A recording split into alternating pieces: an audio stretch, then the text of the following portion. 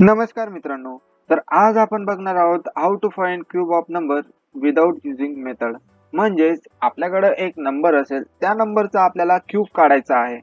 तर त्यासाठी मी तुम्हाला ह्या व्हिडिओमध्ये एक्सप्लेन करणार आहे लॉजिक, मेमरी डायग्राम्स आणि तुम्हाला प्रोग्राम हा इक्लिप्स मध्ये टाइप करून त्याला रन करून दाखवेल की आपलं लॉजिक हे सक्सेसफुली वर्क करत आहे किंवा नाही. तर चला सर्वात आधी आपण बघूया आपल्या प्रोग्रामचं लॉजिक.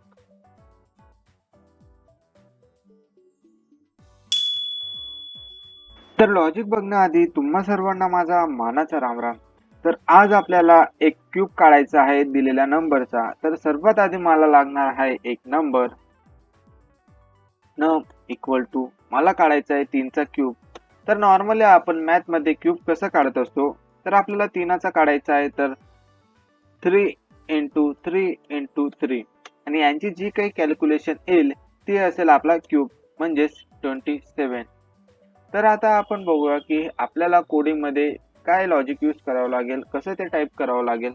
तर सर्वात आधी मला एक नंबर लागणार आहे. तर त्या नंबरला मी एका कंटेनर मध्ये स्टोअर करून घेतो. त्याचा डेटा टाइप्स आहे इंटेजर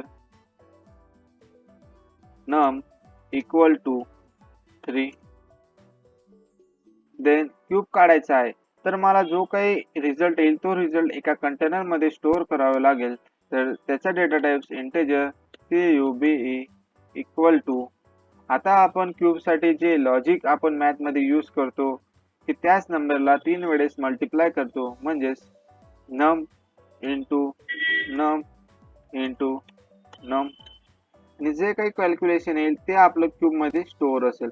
आणि नंतर मी क्यूबला प्रिंट करून घेतो. तर SYSO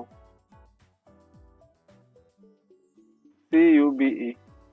तर मला बरोबर माझा क्यूब भेटून जाईल. तर मित्रांनो हे आहे एक सिंपल लॉजिक आपला प्रोग्रामचं. तर तुम्ही बघू शकतात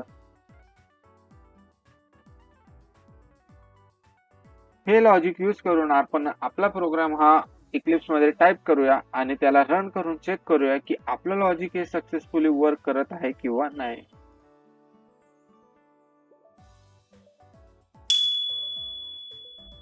तर इक्लिप्स मध्ये तुमच्या सर्वांचं स्वागत आहे. आता आपण आपला प्रोग्राम हा टाइप करून चेक करूया. तर सर्वात आधी मला लागणार आहे एक नंबर. तो नंबर मी युजर कडून घेतो. जर मला युजर कडून काही इन्फॉर्मेशन घ्यायची असेल ऍज अ इनपुट, तर मला स्कॅनर क्लासचा ऑब्जेक्ट क्रिएट करावा लागतो. तर SCANNER SC equal to new SCANNER SYSTEM dot in.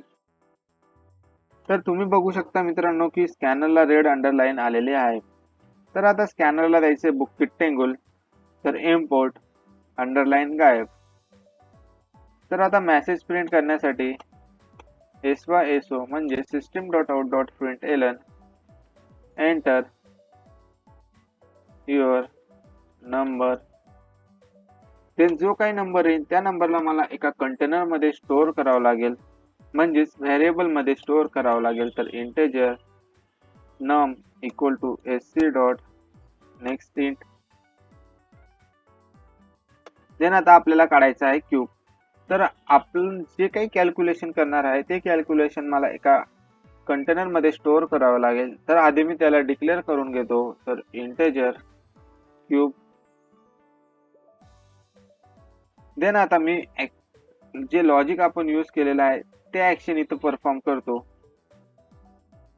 तर क्यूब इक्वल टू नम इंटू नम इंटू नम.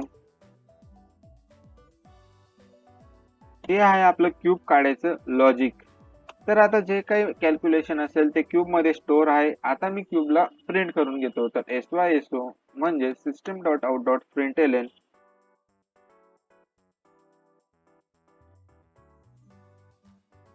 Cube of num is. ते स्टोअर आहे क्यूब मध्ये. ओके मित्रांनो तुम्ही चेक करू शकता आपण आपला कोड हा टाइप केलेला आहे. आता मी याला रन करून बघतो.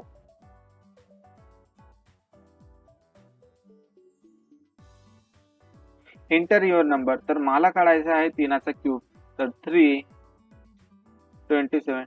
मित्रांनो, तुम्ही बघू शकता क्यूब ऑफ 3 इज 27. म्हणजे आपलं लॉजिक हे सक्सेसफुली वर्क केलेलं आहे. तर आता आपण बघूया मेमरी डायग्राम.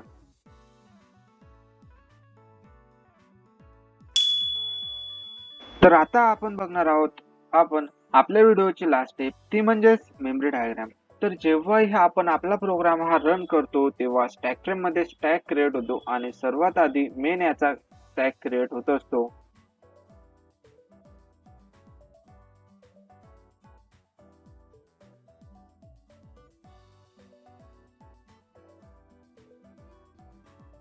आता आपण आपला प्रोग्राम हा लाईन बाय लाईन एक्झिक्यूट करून बघूया. तर सर्वात आधी नम साठी एक कंटेनर क्रिएट होईल.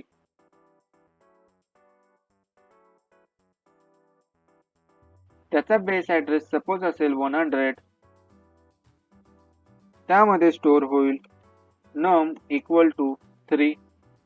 Then next line. तर इथं काही ऍक्शन परफॉर्म होईल. तर num आपल्याकडे आहे 3 इंटू 3 इंटू 3 आणि यांचं जे काही कॅल्क्युलेशन असेल ते क्यूब मध्ये स्टोअर होईल. तर इथं आपल्याला भेटणार आहे 27 आणि 27 हा क्यूब मध्ये स्टोअर होईल आणि क्यूब साठी सुद्धा एक कंटेनर क्रिएट होईल.